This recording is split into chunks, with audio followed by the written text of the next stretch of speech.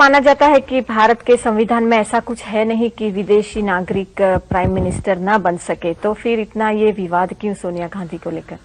देखिए, हम सोनिया गांधी का विरोध नहीं करते हैं और न ही हम सोनिया गांधी के पर कोई आरोप करते हैं।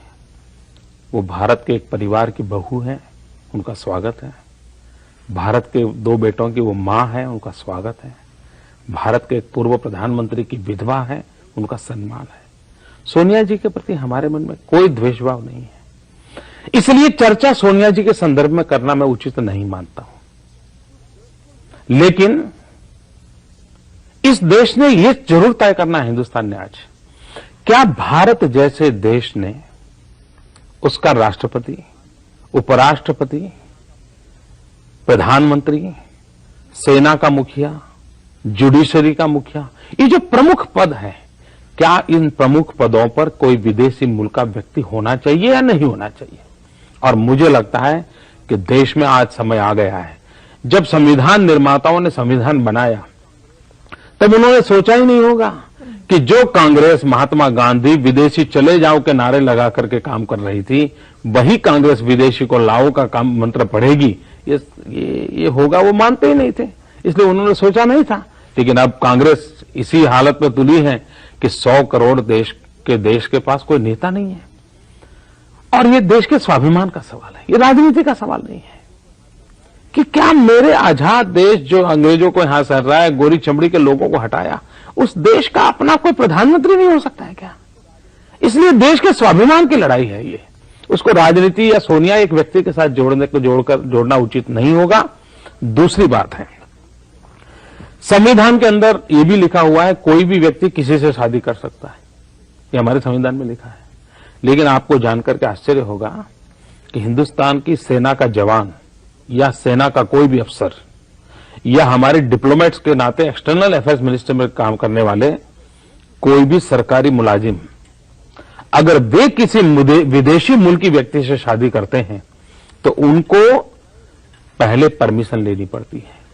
इतना ही नहीं, परमिशन अगर मिलती है उनको तो बाद में ये देखा जाता है कि वो किसी संवेदनशील पोर्टफोलियो को न संभाले, उनको ऐसी जगह पर रखा जाता है ताकि देश की सुरक्षा के सवालों को लेकर के उनका कोई संबंध ना आ जाए।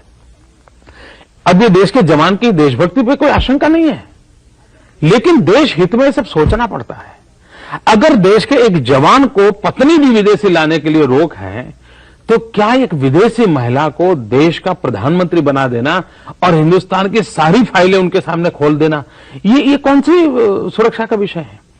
तीसरी बात है, हिंदुस्तान में घटना घटी थी, पंडित नेहरू के जमाने में घटी थी। होलकर परिवार में उस रियासत का वारिस कौन हो, इसका झगड़ा चल रहा था, क्योंकि होलकर के जो राजा थे उनको 2 पत्नी थी, एक हिंदुस्तानी, एक विदेशी। अब उनकी इच्छा यह थी जो विदेशी पत्नी का बेटा था वो होलकर रियासत का वारिस बने, राजा बने। पंडित नेहरू ने अपने हस्ताक्षर से निर्णय दिया हुआ है, पंडित नेहरू की सरकार ने निर्णय दिया हुआ है कि होलकर परिवार का वारिस हिंदुस्तानी महिला की कुख से जो बेटा पैदा हुआ है वही होगा, विदेशी कुख से पैदा हुआ बेटा होलकर रियासत का वारिस नहीं होगा। ये पंडित नेहरू ने भी तय किया हुआ है, तो आज वो बदल करने की आवश्यकता क्या है? और भी एक घटना मैं बता सकता हूं आपको। हिंदुस्तान में सोनाली नाम की बंगाल की एक बहुत मशहूर कलाकार थी, सिने एक्ट्रेस थी, 1950 के कालखंड में, तब मैं तो पैदा भी नहीं हुआ था, लेकिन मैंने उनके विषय में सुना हुआ है। अब सोनाली एक्ट्रेस के नाते काम करती थी, तब इटली का एक रसोलिनी नाम का फिल्म डायरेक्टर हिंदुस्तान आया था, उन दोनों का प्रेम हो गया, शादी हो गई। सोनाली उसके साथ इटली में रहने लगी, शादी होने के कारण वो वहां की नागरिक बन गई, और उसको सोनिया जी की तरह नागरिक बनने में 15 साल नहीं लगे थे, वो तो जाते ही नागरिक बन गई थी।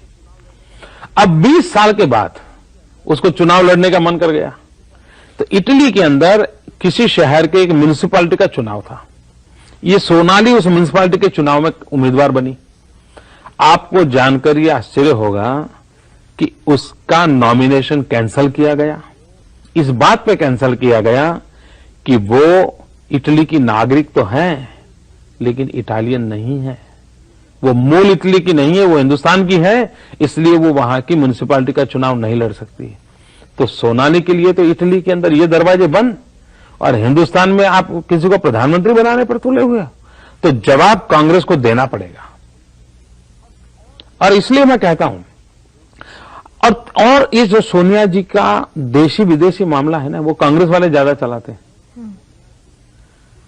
सवाल तो ये है, क्या सोनिया जी, हिंदुस्तान जैसा देश, दुनिया का सबसे बड़ा लोकतंत्र, उसका प्रधानमंत्री, इसका कोई अनुभव होना चाहिए कि नहीं? एक्सपीरियंस नाम की कोई चीज होनी। आप एक प्यून को भी नौकर रखते हैं तो पूछते हैं कि पहले कहां काम करते थे भाई।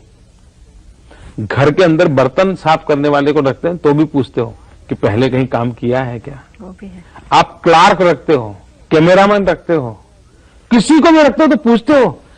सोनिया जी ने हिंदुस्तान की पंचायत तक देखी नहीं है, कोई अनुभव नहीं है, उनको हिंदुस्तान का ज्ञान नहीं है।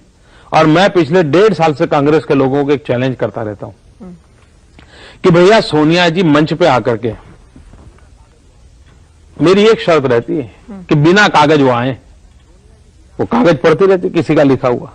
सोनिया जी बिना कागज लेकर के आए और आकर के, और कुछ नहीं, सिर्फ हिंदुस्तान के राज्यों के नाम बोल दें बिना कागज ली। और मैं दावे से कहता हूं, हिंदुस्तान का 3री कक्षा का बच्चा तो हिंदुस्तान के राज्यों का नाम बोल पाएगा, लेकिन ये इटली की बेटी नहीं बोल पाएगी। क्या ऐसी व्यक्ति भारत की प्रधानमंत्री बनेगी क्या? कोई अनुभव है क्या उनका? और इसलिए देश की जनता को सोचना पड़ता है कि भाई कोई एक्सपीरियंस नहीं, इतना बड़ा देश चलाना।